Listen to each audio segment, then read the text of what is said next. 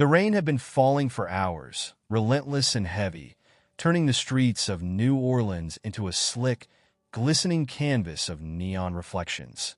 The city breathed in the darkness, laughter echoing from jazz clubs, the hum of distant traffic, the occasional shuffle of hurried footsteps. But in the alleys, where the light barely reached, the night had a different rhythm. Down one of those forgotten passages, Lawrence Law Whitmore stumbled, the weight of alcohol and exhaustion dragging him toward the pavement. His expensive suit, once a statement of power, was ruined, soaked through, smeared with mud, and torn at the shoulder. A thin stream of blood traced its way down from a cut at his temple, but he barely noticed. His mind was somewhere else, drowning in memories he had tried to bury beneath the burn of whiskey. He swayed and caught himself against a brick wall, his breath coming unevenly. The world spun, lights blurring into streaks. He clenched his jaw, trying to stay upright, but his body had reached its limit. His legs buckled. He collapsed. Cassie Monroe had spent enough nights on these streets to know when trouble was best ignored.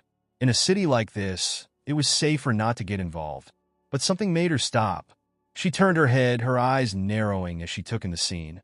A man sprawled in the alley, his dark hair damp, his suit out of place against the grime. He wasn't just another drunk looking for a quiet corner to pass out in. Something about him, his stillness, the cut on his face, the way his fingers twitched slightly against the cold pavement, made her hesitate. She sighed, stepping closer. "Hey!" No response. Kneeling beside him, she brushed a few strands of wet hair from his forehead, her fingers barely grazing his clammy skin. He was breathing, but shallowly. She should call for help, should flag down a cop, find someone else to deal with this. But a glance at his wrist, a sleek, undoubtedly expensive watch, told her that people like him didn't end up in places like this by accident. With a quiet curse, Cassie pulled a few crumpled bills from her pocket. Enough for a taxi. It wasn't her problem, wasn't her responsibility, but she couldn't just leave him here. She had no idea who he was. No idea that, in this single act of kindness, she had just entangled herself in something far more dangerous than she could imagine. The first thing Law registered was the scent, faint but distinct. Stale coffee, something floral, and the underlying mustiness of old wood. It wasn't familiar. His eyes blinked open, adjusting to the dim light filtering through cracked blinds. He was lying on a worn-out couch, the rough fabric pressing into his skin. His suit jacket was gone, his dress shirt rumpled and stained. His head pounded, the pain sharp and insistent. He brought a hand to his temple, feeling the dried blood near the cut. Where the hell was he? The sound of movement made him turn his head. A woman, young, with wild curls and wary eyes, stood near a small kitchen counter, stirring something in a chipped mug. She glanced at him, her posture tense, as if waiting for trouble. Law struggled to sit up, his body protested, muscles stiff, head swimming. "Oh," his voice came out rough, his throat dry. He swallowed and tried again. "Where am I?" The woman exhaled, setting the mug down. "You're welcome," she said flatly. He frowned. "Excuse me?" She crossed her arms. "For not leaving you face down in the rain." Memories flickered, rain-soaked pavement, stumbling, the cold bite of the alley floor. He pressed his fingers against his temple, trying to make sense of it. "You found me?" She scoffed. "You make it sound like a favor. Trust me, I had better things to do." There was something about her tone that grated on him, an edge that made him feel like he had walked into a battle he wasn't prepared for. Law took a slow breath. "And yet, here I am." She leaned against the counter. "Yeah, well, guess I had a lapse in judgment." Despite himself, a smirk ghosted across his lips. "So, you brought me here?" She tilted her head. "Would you rather I left you there?" Law had no response to that. He looked around the small, cluttered apartment. Mismatched furniture, a stack of vinyl records by an old stereo, a folded blanket on the couch. It was nothing like the sleek, curated spaces he was used to. It felt lived in. His eyes flicked back to her. "What's your name?" She hesitated, then sighed. "Cassie." Before she could say more, she grabbed a jacket from a chair. "You good enough to walk? 'Cause I've got places to be." Law swung his legs off the couch, but dizziness hit him like a wave. Cassie caught the slight falter, her gaze sharp but unreadable. He gritted his teeth, steadying himself. "Yeah, I'm good." Cassie grabbed her bag. As she moved, something small glinted in her hand before she slipped it into her pocket, a key. She didn't look at him as she headed for the door, but Law couldn't shake the feeling that she had just taken something important. The bar was barely holding itself together, much like the people who came through its doors. Dim lights flickered overhead, casting shadows on cracked walls. The air smelled of cheap liquor and cigarette smoke, and the floor was sticky from years of spilled drinks and forgotten nights. Cassie Monroe stood on the small stage, fingers curled around the microphone. The band behind her played lazily, as if they had done this 1,000 times before. She closed her eyes, let the first note leave her lips, and for a moment, the world outside didn't exist. Singing was the only thing that had ever made sense. The only thing she had left. The crowd barely paid attention, drunken laughter and clinking glasses drowning out the melody. She was used to it. This wasn't the kind of place where people came for the music. It was where they came to forget. She finished her set, stepping off the stage as the bartender slid a crumpled envelope across the counter. Her pay. When she opened it, she barely held back a bitter laugh. "Not enough. Never enough. Don't spend it all in one place," the bartender muttered without looking up. Cassie stuffed the cash in her pocket, grabbed her worn leather bag, and left. The air outside was thick and humid, the night alive with the sounds of the city. She pulled her jacket tighter around her, the weight of the key in her pocket pressing against her thoughts. She hadn't meant to take it. Not really, but something told her it mattered. Somewhere across town, in a world that felt like an entirely different universe, Lawrence Whitmore sat in his office, his mind restless. The skyline stretched beyond the floor-to-ceiling windows, a dazzling display of wealth and power. But Law barely saw it. Papers were scattered across his desk, financial reports and legal documents spelling out one unavoidable truth. His company was in trouble. His father's legacy, the empire he had spent years protecting, was slipping through his fingers. Elliot Grayson, his former best friend, had made sure of that. And then there was Vanessa Carter. Her voice still lingered from their last conversation, laced with that particular brand of cruelty only she could manage. "You always were too sentimental, Law. That's why you'll never win." He exhaled sharply, rubbing a hand over his face.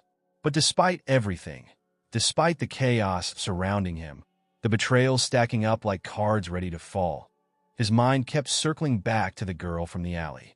Cassie. Something about her wouldn't let him go. And for reasons he couldn't explain, he found himself wanting to know more. Cassie dropped onto the worn-out couch in her apartment, pulling off her boots with a tired sigh.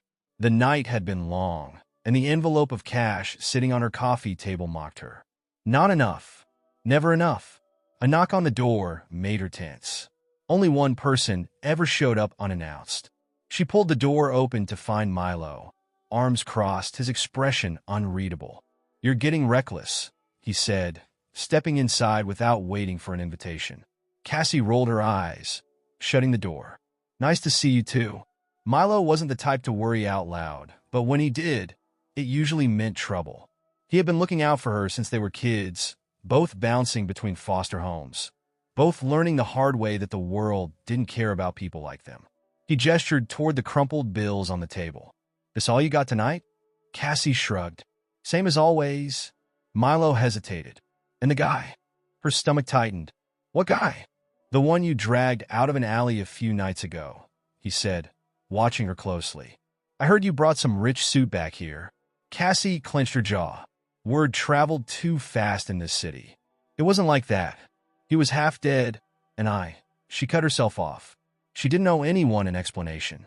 Milo sighed. "Cass, guys like that? They don't live in our world. They don't help people like us. They use them." She looked away, fingers brushing over the edge of her jacket pocket where the key still sat, a quiet weight against her thoughts.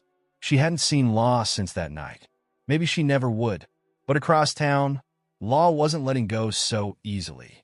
He sat in the dim glow of his office, watching the grainy security footage loop again. The alley, the rain, and then her, Cassie Monroe. The name wasn't much to go on, but it was enough. His assistant, Kieran, had hesitated before handing him the file. "Sir, is this really a priority?" Law didn't answer. He wasn't sure why he needed to know more, only that he did. Now, standing in the shadows of a rundown bar, he watched her. She was on stage again, her voice smooth but laced with something raw. She didn't see him. Not yet. But soon enough, she would. Cassie had felt the weight of someone watching her all night. It wasn't unusual. Drunks, regulars, men who thought a woman on stage belonged to them. She'd learned to ignore it, to keep her focus on the music. But tonight it was different. This presence wasn't fleeting or careless. It was steady, calculated. She spotted him the second she stepped off the stage. Law Whitmore, standing near the back of the bar, half hidden in the dim light. His suit was crisp again, his sharp features unreadable.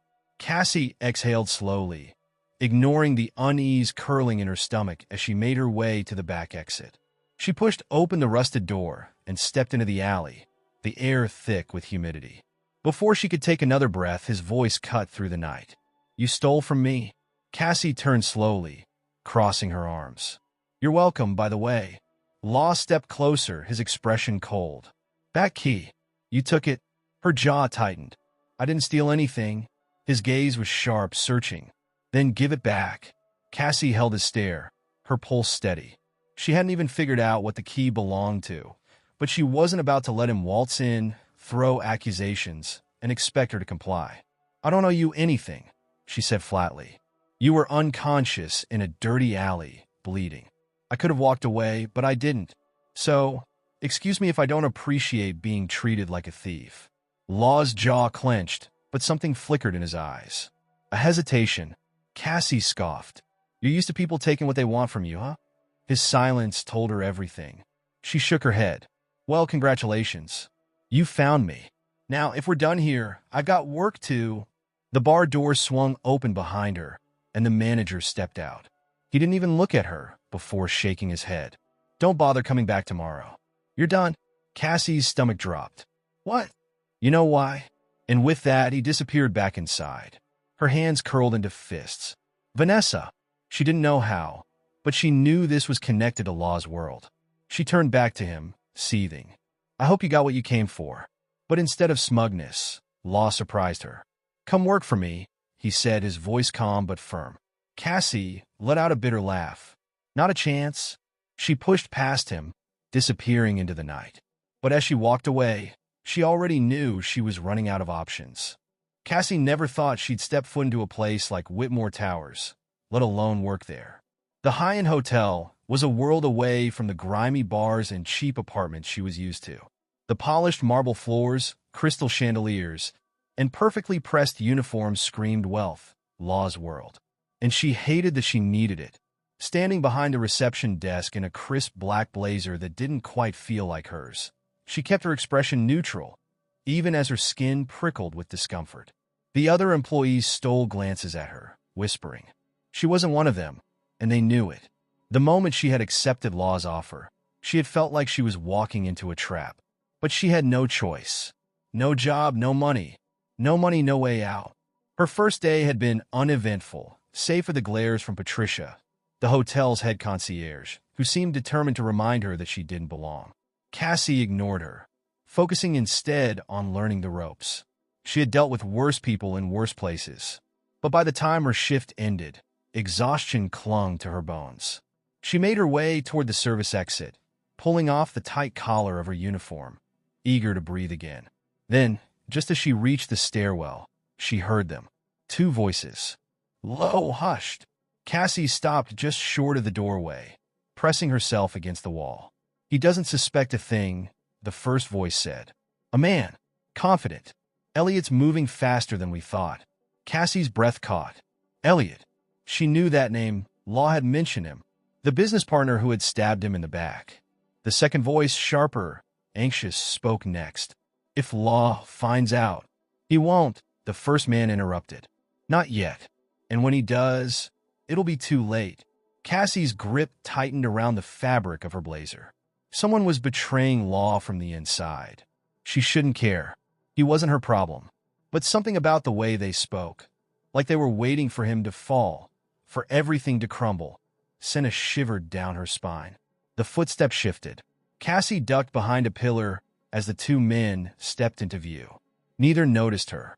They kept walking, disappearing around the corner. For a long moment, Cassie stood frozen. Then, slowly, she exhaled. She had a choice to make. Stay out of it, or find out just how deep this betrayal ran.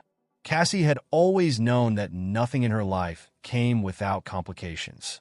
Taking this job was supposed to be temporary, a way to regain control after losing her only source of income. But working under Law Whitmore was proving to be more dangerous than she had anticipated. Not because of the job itself. Not because of the whispers in the hallways or the judgmental glares from employees who knew she didn't belong. But because of him. Law wasn't just her employer. He wasn't just another rich man looking down at the world from his glass tower. He was watching her too. At first, their conversations were clipped professional. He checked in on her more often than necessary, always under the pretense of ensuring she was adjusting. Cassie saw through it, but she played along, keeping her guard up. But then came the moments in between, the rare, fleeting glimpses of something human behind his carefully constructed walls. One night, she found herself alone in the hotel's rooftop lounge after closing, leaning against the glass railing, watching the city lights flicker below. She hadn't expected company. "You don't seem like the type who likes heights," Law's voice came from behind her. Cassie turned, eyeing him warily. He stood near the bar, sleeves rolled up, his tie loosened. He looked more exhausted than usual, less polished, less controlled. "I don't," she admitted, "but I like the view." Law studied her, his expression unreadable. "Most people would kill to be up here." Cassie smirked. "Most people don't know what it's like to look up at places like this and wonder if they'll ever get out of the gutter." Something flickered in his eyes, a shadow of understanding. For a moment, the tension between them shifted. Not the sharp-edged kind they usually clashed with, but something heavier, something magnetic. Law exhaled, dragging a hand through his hair. "You're not what I expected." Cassie arched a brow. "And what did you expect?" His lips quirked slightly. "I haven't figured that out yet." But before the moment could settle, her phone buzzed in her pocket, shattering the quiet. She hesitated before answering. A mistake. Cassie. The voice on the other end was too familiar, laced with that same false charm she had grown up hearing. Her stomach turned. "Reed, you really thought you could just disappear?" He said, his tone almost amused. "Come on, little sister. We both know you owe me." Her fingers curled around the phone. "I don't owe you anything." "See, that's where you're wrong." There was a pause. "I know about your new job. Working for a man like Whitmore? Bet that pays real nice." Her grip tightened. "Stay out of my life, Reed." He chuckled. "I will. Once you pay what you owe. Let's say $5,000. And I disappear. No trouble. No problems." Cassie clenched her jaw. She had nothing close to that kind of money. "You've got 1 week," Reed continued, his voice dropping lower. "Don't make me come looking for you." The line went dead. Cassie slowly lowered the phone, her heart hammering. She could handle a lot.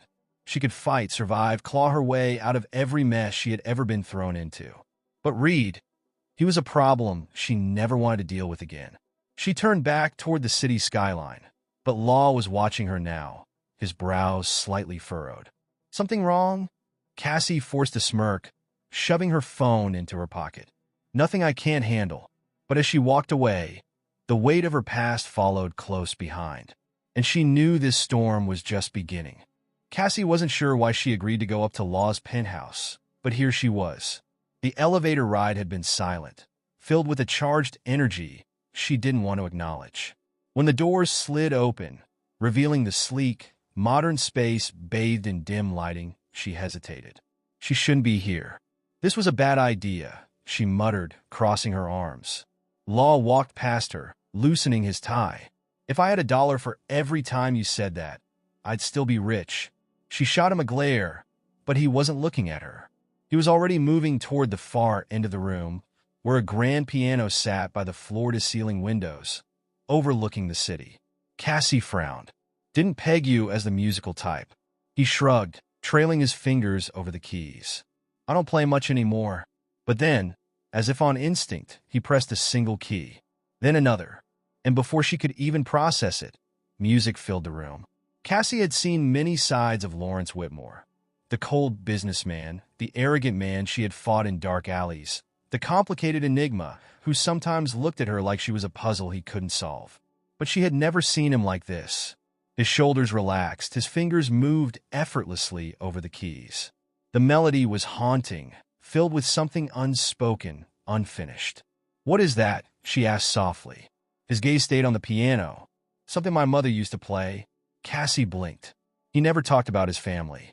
She stepped closer. "She was a pianist?" He nodded once. "She wanted me to play, but I never had the patience for it." His mouth twitched slightly.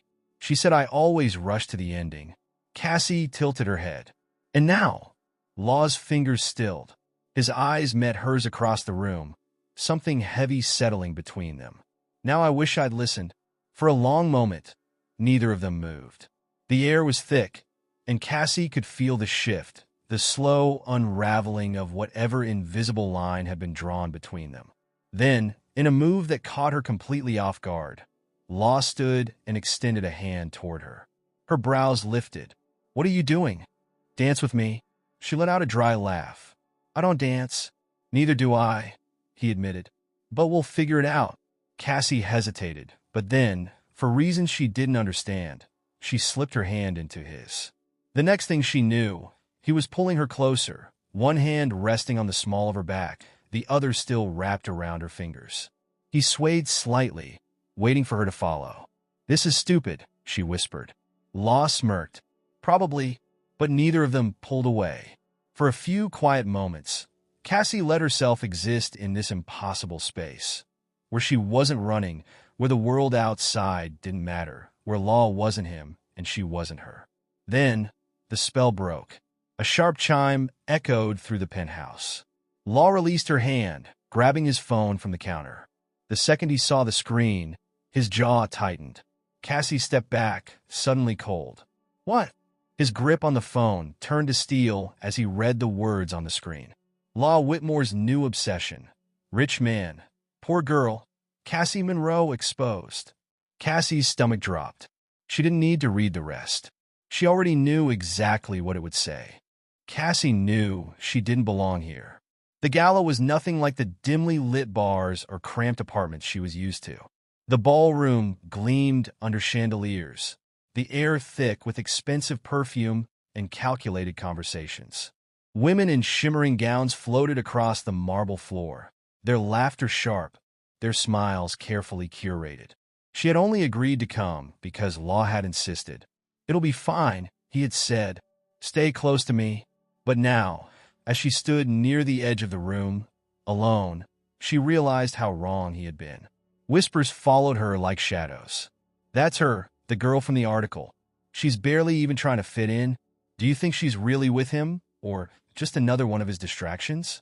Cassie forced herself to stand tall, ignoring the prying eyes, the murmurs. She'd been through worse. But when she spotted Vanessa Carter gliding toward her, an unmistakable sense of dread settled in her stomach. "Enjoying the view?" Vanessa's voice was sweet, fake, dripping with something poisonous. Cassie turned, meeting her gaze. "Not particularly." Vanessa smirked. "I have to give you credit. You've played this well." She took a sip of her champagne. "A girl like you? Getting Law's attention? It's almost impressive." Cassie's jaw clenched. "I didn't ask for any of this." "Oh, of course not," Vanessa said smoothly. "But let's be honest. This is the best opportunity you've ever had, isn't it?" Before Cassie could respond, a sudden gasp rippled through the crowd. "Security!" Cassie turned sharply just as two hotel security guards approached, headed straight for her. She barely had time to react before one of them held up an elegant diamond bracelet. "Miss Monroe, this was found in your purse." Cassie froze. "What?" She hadn't even brought a purse.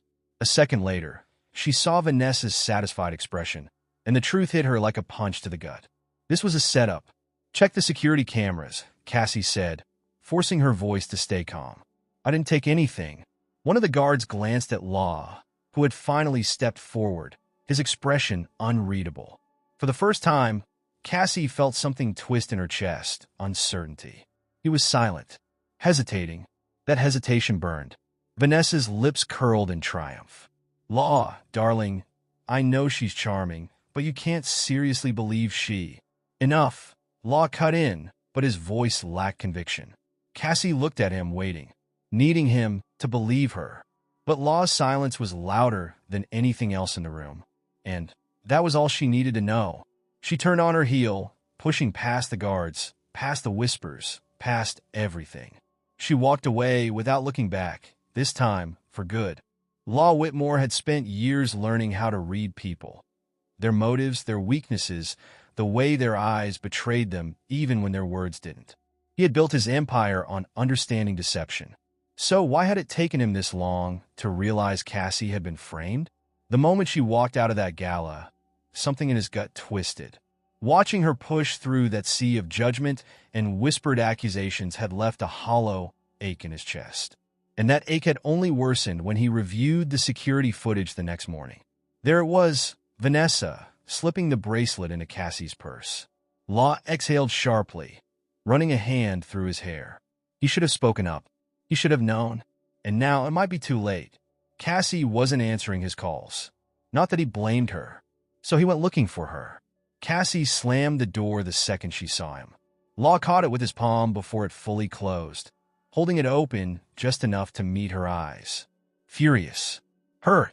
Closed off. Cassie, go away, Law. I know you didn't take it, he said quietly. I have proof. Her laugh was sharp, cutting. Congratulations. You figured it out. He didn't react. Let me explain. She crossed her arms. Oh, now you want to explain? Where was that at the gala? Where was that when I was being humiliated in front of every person in that room? Law clenched his jaw. He didn't have an answer. Not one that mattered. She sighed, shaking her head. You know what? Don't bother. I already know how this goes. Cassie, I don't belong in your world, she cut in. I never did. And for a second, I was stupid enough to think maybe. She exhaled sharply, as if the words hurt too much to finish. Law's chest tightened. Maybe what? Maybe he was different? Maybe he wouldn't be like everyone else? She pushed the door harder, forcing him to step back. Don't come here again. And then she was gone. Across town, in an office filled with too much glass and not enough soul, Elliot Grayson leaned back in his chair, watching the stock reports roll across the screen. Things were moving exactly as planned. He swirled the whiskey in his glass, satisfied. Law was distracted, vulnerable. Soon, Whitmore Holdings would be his. Cassie sat on her couch, her legs curled beneath her, trying to ignore the storm raging inside her. Then there was a knock at the door. Her stomach dropped. She wasn't expecting anyone. She hesitated before moving to open it. But no one was there. Just a package. She picked it up carefully, a sense of unease prickling at the back of her neck. The brown paper was unmarked except for a single line, handwritten in black ink. You were never supposed to find him. Her pulse pounded. She tore the package open. Inside was the key. The same damn key she had taken from Law that night in the alley. Her blood ran cold, because she had never told anyone she had it. Cassie sat on the floor of her apartment, the key lying in front of her, its metallic surface catching the dim light. It was small, unassuming, but something about it felt heavier now. The note that had come with it still sent chills down her spine. You were never supposed to find him. Someone had been watching. Someone had known she had taken it. And if that was true, then that meant Law hadn't just ended up in that alley by accident. She needed answers. And the only person who had them was Law Whitmore. When she showed up at his penthouse, she didn't knock. She wasn't here for polite conversation. Law barely had time to react before Cassie stormed in, eyes flashing with something between anger and desperation. You lied to me, she said, throwing the key onto the counter between them. Law's expression barely shifted. I don't recall lying about anything. Cassie scoffed. You expect me to believe you just happened to end up in that alley? That this key means nothing? His jaw tightened. Where did you get that? I took it from you the night I found you, she admitted, arms crossed. I wasn't going to keep it, but then someone sent it back to me with a message. Now he reacted. His shoulders stiffened, his entire body going still. What message? Cassie hesitated, but she saw something flicker in his eyes, something close to fear, that scared her more than anything. "You were never supposed to find him," she said finally. Law exhaled sharply, running a hand over his face. He looked tired, worn down. "Who sent it?" "You tell me," she shot back. "Because from where I'm standing, it looks like someone was trying to get rid of you that night." For the first time, Law didn't have an immediate answer. His silence stretched between them, heavy, suffocating. Cassie stepped closer, frustration mounting. "Who did this to you, Law?" His gaze snapped to hers. There was something raw there, something barely contained. And then he moved. Cassie barely had time to breathe before Law was on her, his hands gripping her waist, his lips crashing onto hers with a force that stole her breath. It wasn't gentle. It was messy, desperate, electric. She didn't stop him, didn't want to. Her hands fisted in his shirt, pulling him closer, the heat between them overwhelming, dangerous. But then, just as quickly, she pulled away, her heart hammering against her ribs. This was exactly what she had been afraid of. She was falling for him. But trust? That was something she still wasn't sure she could give. Cassie wasn't sure what had changed, but something between her and Law had shifted. After the kiss, neither of them had acknowledged it. No explanations, no apologies, and yet, they kept finding excuses to be near each other. Law didn't push for answers about the key or the message she had received, but she knew he wanted them, just like she wanted answers from him about that night. But trust was a fragile thing, and neither of them knew how to hold on to it without breaking. At Whitmore Holdings, Law sat in his office, fingers steepled as he listened to Kieran, his assistant, detail the real problem they were facing. Elliot Grayson had been a thorn in his side for months. But now, it wasn't just a hostile takeover. It was a coordinated attack. "I pulled the financial reports you asked for," Kieran said, setting a folder on the desk. "And it's worse than we thought. Money has been vanishing in small increments, just enough to go unnoticed." Law flipped through the pages, his jaw tightening. "And let me guess," he said coolly, "Vanessa is behind it." Kieran nodded. She and Elliot have been working together. They've been bleeding the company dry from the inside. Law exhaled sharply, leaning back in his chair. He wasn't surprised, just furious. Vanessa had always been ruthless, but aligning herself with Elliot? That was calculated, and it meant one thing. They weren't just trying to ruin him. They were trying to destroy everything he had built. Kieran hesitated. "There's more." Law lifted a brow. "Go on." Kieran hesitated. "They're setting someone up, and from what I can tell, it's Cassie." Law's grip on the folder tightened. "What the hell do you mean?" Kieran's expression darkened. "They're making it look like she's been involved in the missing money, planting records, falsifying transactions." He exhaled. "Law, they're framing her for embezzlement." Law shot to his feet, already reaching for his phone. Cassie didn't know what was coming, and he wasn't going to let her take the fall. But he was too late. By the time he reached her, the police were already there. Cassie stood frozen in the middle of the hotel lobby, handcuffs gleaming against her wrists as two uniformed officers led her toward the exit. Her expression was blank, too blank. It was the kind of emptiness that came from expecting to be betrayed. And when her eyes met his, he saw it. She thought he had let this happen. Law's stomach twisted. "No, wait." He stepped forward, but one of the officers cut him off. "Mr. Whitmore, we have orders. Ms. Monroe is being charged with financial fraud against your company." Law's blood turned to ice. His company. That was why she thought he had been part of it. Cassie let out a hollow laugh, shaking her head as she turned toward him. "Guess I should have seen this coming," she said quietly. "Cassie, stop," Law said, his voice sharp. "You know I didn't." "I don't know anything," she interrupted, her voice unreadable. And then, before he could say another word, the officers led her through the doors, out of his sight, out of his reach. Law stood there, fists clenched, heart pounding with a singular thought. This wasn't over. Cassie had learned a long time ago that hope was dangerous. She had spent years convincing herself that people like her weren't meant for fairy tales, that expecting anything more than survival was a fool's game. And yet, she had let herself believe. She had believed, even for a fleeting moment, that Law was different. That maybe, just maybe, she could let her guard down. But the cold, gray walls of the holding cell were proof that she had been wrong. Again, the prison was exactly what she expected. Harsh fluorescent lights, the faint sting of bleach mixed with sweat and stale air. The cot was hard beneath her, but she didn't try to sleep. Sleep meant letting her guard down. She kept her arms wrapped around herself, her knees drawn up, staring at the wall. Somewhere down the hall, a voice shouted. A door slammed. Cassie didn't flinch. She had been in worse places, but that didn't make it hurt less. She had no lawyer, no money, no way out. The guards had told her she was looking at serious charges: fraud, theft, conspiracy.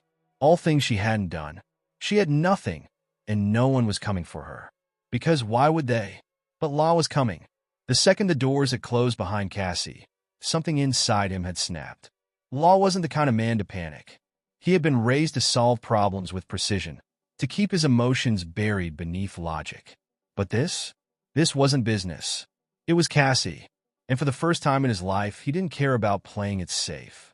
He worked through the night, calling in every favor, threatening every person who had a hand in this setup.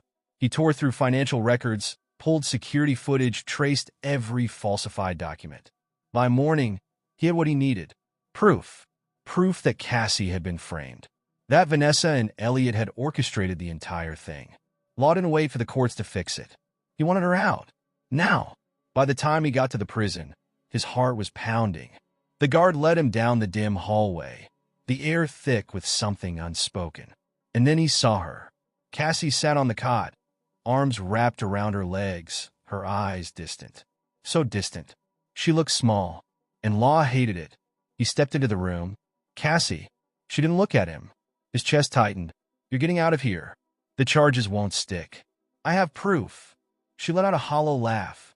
Law froze. She turned her head slightly, just enough for him to see the ghost of a smirk on her lips. But it wasn't real. You really expect me to believe that? She murmured. I wouldn't be here if it wasn't true. Cassie exhaled, shaking her head. It doesn't matter. His brows furrowed. Of course it matters. No, Law. She cut in, finally meeting his gaze. Her eyes were cold, guarded.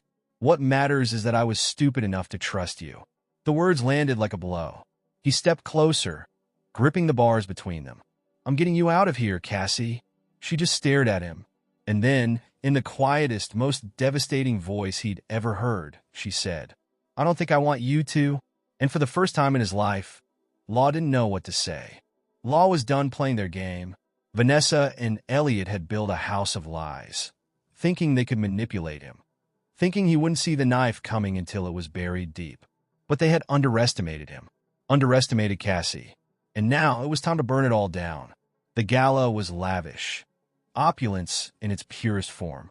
Chandeliers glittered overhead, the air thick with perfume and champagne, as the city's wealthiest mingled in carefully curated conversations. Vanessa moved through the crowd like a queen surveying her kingdom. Confident, untouchable, Elliot stood nearby, speaking with investors, flashing his signature smile, the same one he had used to stab Law in the back. They had no idea what was coming. Law adjusted his cufflinks, his expression unreadable as he glanced across the room, searching for her. Cassie. She was here, but she wasn't here for him. She was here to watch everything fall apart. Hours earlier, across the city, Cassie sat in a dingy diner, hands wrapped around a cup of coffee that had long gone cold. Across from her, Milo leaned forward, sliding a folder across the table. This is what you needed, he said. Cassie opened it, her pulse quickening. Bank records, emails, proof. It was all there. The final nail in Vanessa and Elliot's coffin. Milo watched her closely. You sure you want to give this to him? Cassie let out a dry laugh. I don't want to give him anything. Milo exhaled, rubbing his jaw. Then why are you doing this? She stared down at the documents, fingers tightening around the pages. Because she wasn't going to let them win.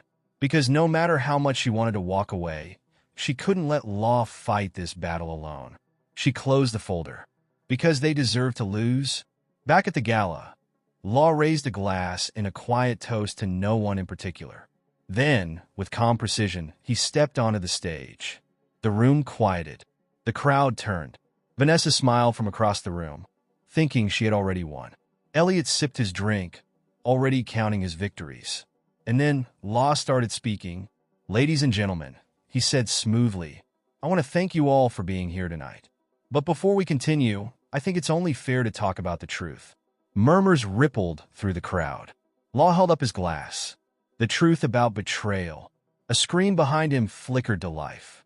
Emails, bank transactions, hidden accounts, evidence. The gasps were instantaneous. Vanessa's smile vanished. Elliot's face drained of color. And in the middle of it all, Cassie watched silent, unmoving. This was the moment everything changed. The moment justice finally caught up with them. Law's voice was calm, unshakable.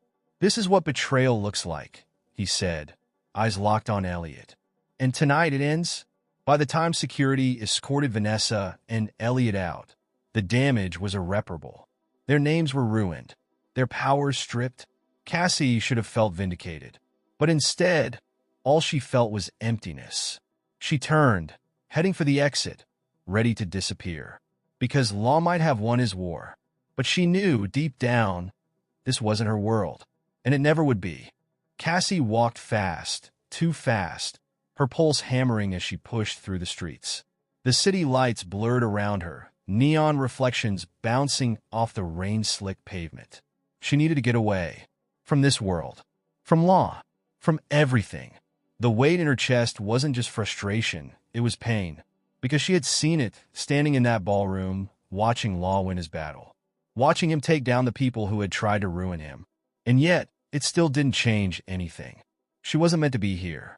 Law belonged to a world of polished surfaces and billion-dollar deals. And she belonged to the streets she had spent years trying to survive.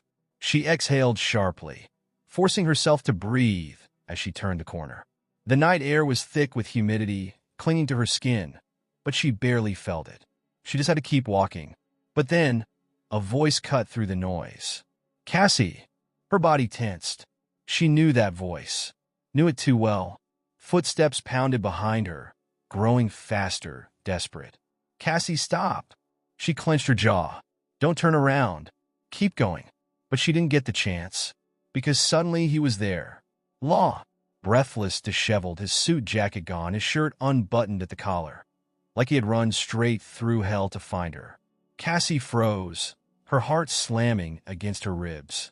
"Cassie," he breathed, chest rising and falling. "Please, just listen." She shook her head, swallowing hard. "There's nothing left to say, Law." His jaw tightened. "That's not true." She turned, ready to walk away again, but he moved faster. And then he did something she never expected. He dropped to his knees, right there, in the middle of the crowded street, in front of dozens of strangers. Cassie's breath caught. "What are you doing?" she whispered, her voice barely audible over the city. Law looked up at her, his eyes raw, unguarded. "I'm done pretending," he said, his voice rough. "I'm done letting you walk away." Cassie's throat tightened. "Law, get up." No, his voice was firm. "Not until you understand something." A few people had stopped to watch, murmuring. But Law didn't care. "I don't care about the scandals, Cassie," he said. "I don't care what they say about you, about us. I don't care about any of it." He exhaled sharply. "All I care about is you." Her chest ached, because she wanted to believe him. But she was so scared. "Why?" she whispered. "Why would you fight for someone like me?" Law's lips parted slightly, like he couldn't believe she didn't already know. "Because I love you." Cassie's heart stopped. The world around them seemed to shrink, the city noise fading into nothing. She opened her mouth, but no words came out, because no one had ever said those words to her before. Not like this. Not and meant them. A sharp breath escaped her lips. "You can't love me, Law." His eyes darkened. "Too late." She exhaled shakily. "I don't know how to do this." Law stood, slow and steady, closing the distance between them. "Then let me show you." And then he kissed her, right there in front of the world. It wasn't gentle. It wasn't careful. It was everything. And this time, Cassie didn't run. She kissed him back, letting go of every fear, every doubt, every wall she had built around herself. And as the city watched, whispering, staring, none of it mattered, because she was his, and he was hers.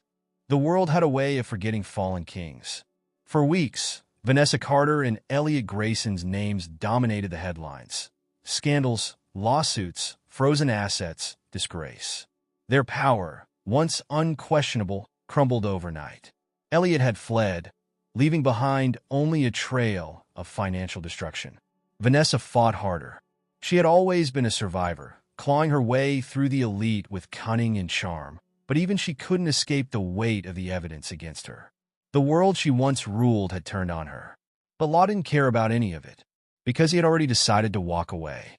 Cassie leaned against the worn wooden railing of her tiny balcony, arms crossed, as she listened to Law pace behind her. "You're really doing this," she said, not turning around. "I'm really doing this," Law confirmed. She shook her head, staring out at the flickering city lights. "You spent your entire life fighting for that company." Law leaned beside her, hands resting on the rail. "No, Cass. I spent my entire life fighting to prove something." He glanced at her. "And I don't need to anymore." She studied him carefully. There was something different about him now. Lighter. Freer. "So what now?" she asked. Law smirked. "I was thinking about becoming your groupie." Cassie snorted. "You? Following me around the country like some kind of roadie?" "Absolutely." He shrugged. "I'll carry your guitar. Get your coffee." "I don't play guitar." "Fine. I'll hold your microphone." Cassie laughed despite herself, shaking her head. He was impossible. His voice softened. "Cass." She turned, and suddenly the teasing was gone. His eyes locked on hers, steady and sure. "I don't care where we go. I don't care what we do." His voice was quiet, but it didn't waver. "I just want to be where you are." Cassie felt something tighten in her chest, too big, too real. Because she believed him, and for the first time in her life, that didn't scare her. She exhaled a slow, careful breath. "Then I guess you better keep up, Whitmore." The club was alive. Not the rundown bar she had once played in. Not the smoke-filled backrooms where no one listened. This was a real stage. The lights were warm against her skin, the air electric with anticipation. The crowd was waiting. Cassie took a slow step forward, wrapping her fingers around the mic stand. She had sung 1,000 times before, but tonight was different. Tonight, she wasn't singing to survive. She was singing for herself. The first chords of the song filled the room, and she let the melody carry her. A song about a stormy night, about finding someone you never expected, about a man lost in the dark, and the girl who refused to walk away. She found him in the crowd. Law, standing at the back, hands in his pockets, watching her with that same quiet intensity. A slow smile tugged at his lips, like he already knew how this ended. Because it wasn't in boardrooms or battlefields, not in secrets or scandals. It was here, where she belonged, where he had always been meant to find her.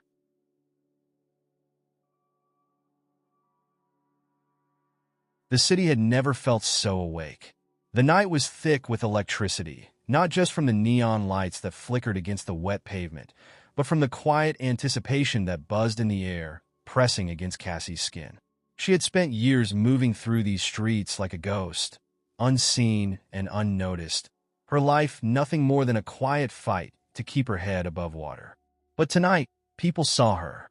They had watched her sing, had felt the weight of her voice as it carried through the club, as if telling a story too big to be contained.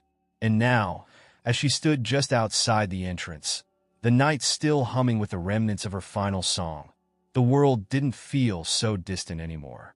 And then there was him, lost at a few feet away, his hands shoved in his pockets, watching her like she was the only thing in the city that mattered. Gone was the man who had once commanded boardrooms with a quiet, ruthless certainty. Gone was the man who had spent a lifetime hiding behind power and wealth, believing that love was nothing but a game he could never win. What stood before her now was something real, a man stripped of pretense, stripped of every carefully constructed wall he had once used to keep the world at bay. For a moment, neither of them spoke. Neither of them moved. And then he did. Law took slow, measured steps forward, his eyes never leaving hers, his presence closing in around her like a gravity she couldn't escape. Cassie swallowed hard, heart hammering in her chest. You're staring. His lips curled slightly. You're beautiful. She huffed out a quiet laugh, shaking her head. I just finished singing my lungs out for 2 hours. I probably look like a mess. His gaze softened. You look like you. Something caught in her throat. Because he meant it. He had seen her in every light. Fighting, breaking, standing alone in the face of everything the world had thrown at her. He had seen the sharp edges, the places where she had been worn down by life. And yet, he still looked at her like this, like she was something worth holding on to. I don't know how to do this, she admitted, voice quieter now, more vulnerable. Law reached up, brushing his thumb lightly against her cheek, his touch steady, grounding. Then we figure it out. Cassie exhaled, something shaking loose inside her. It had always been so easy to run, to walk away before someone else could, to leave before she could get left behind. But she didn't want to run from this. She didn't want to run from him. This wasn't supposed to happen, she murmured. His fingers curled around her waist, pulling her closer. Not demanding. Just there. Just waiting. You were never supposed to find me, he whispered, voice barely more than breath against her skin.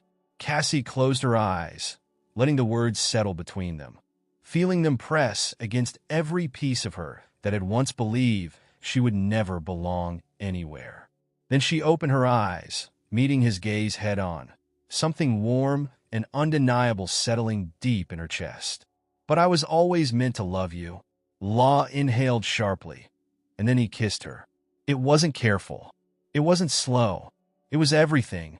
Months of tension, of longing, of unsaid words collided all at once. His hands tightened around her, holding her to him like he was afraid she might disappear. And for once, she didn't fight it. She melted into him, fingers tangling in his hair, pressing herself closer, letting herself feel it. The world moved around them, cars passing, people walking by, someone's laughter echoing in the distance. And yet, none of it mattered, because in that moment, there was only this. Only him.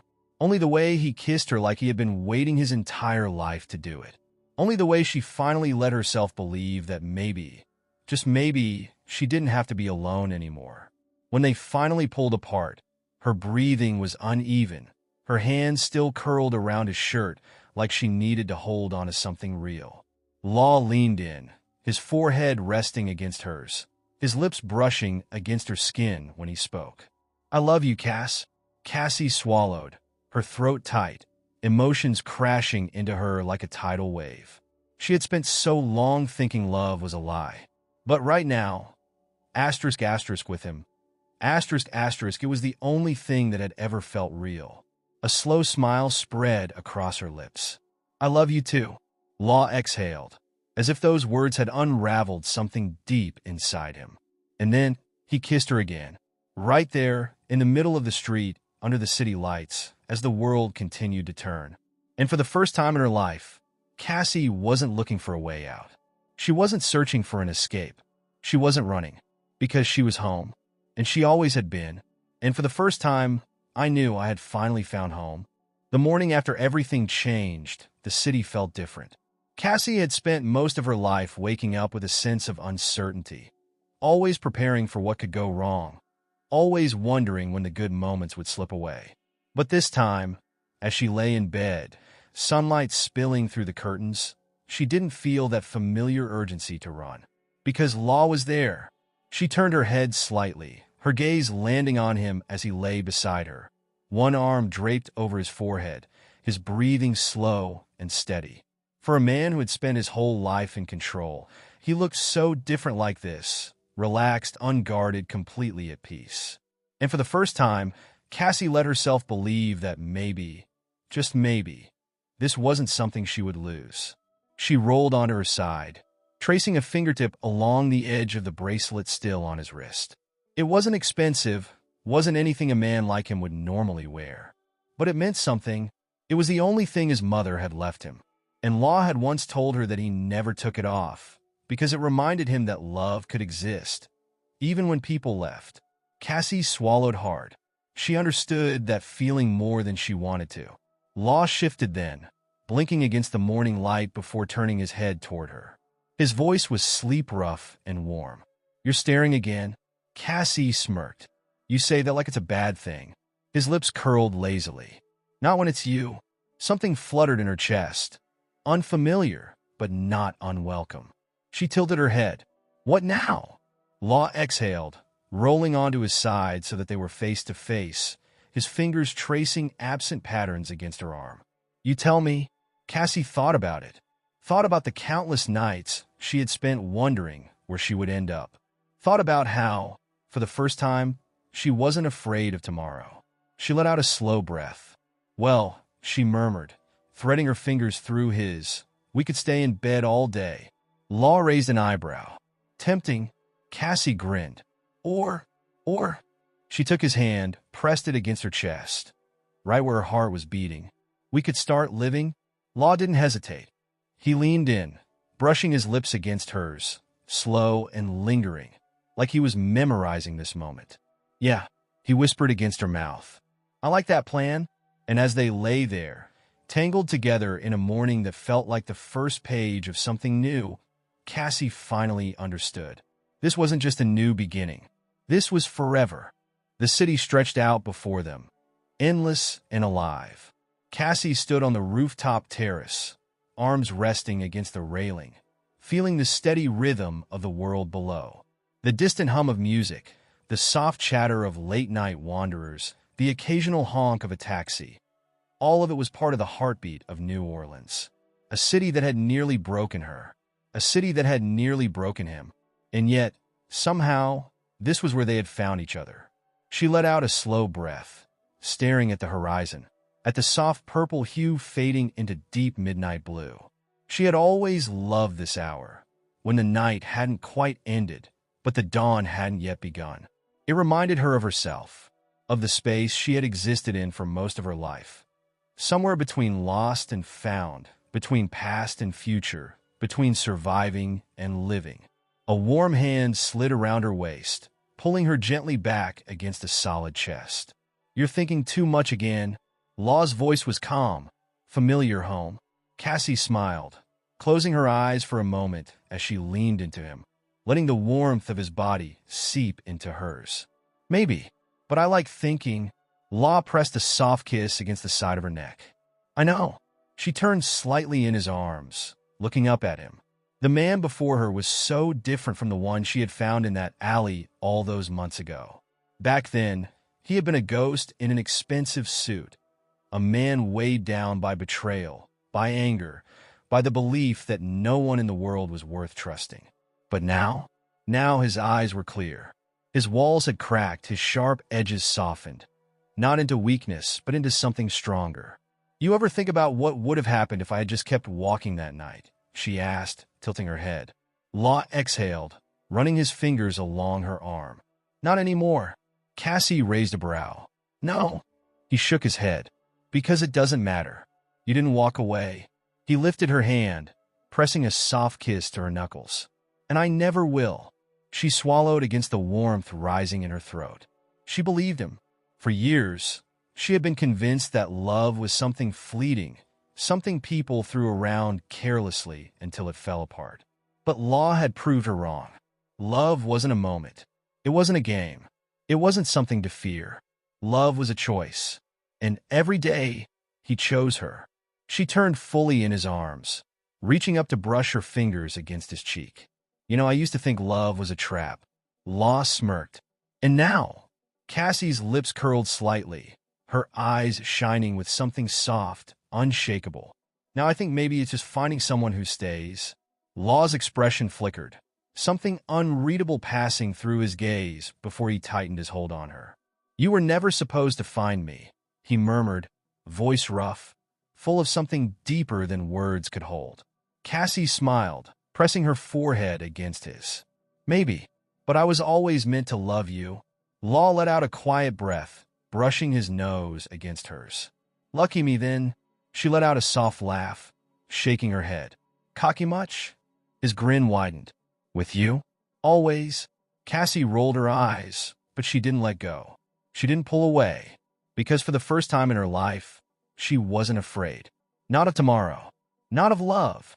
not of the idea that someone could know every broken, messy, complicated part of her and still stay. The city lights twinkled around them, the air warm, full of possibilities. And as they stood there, wrapped in each other's arms, Cassie finally understood. This wasn't just love. This was home, and she had found it in him.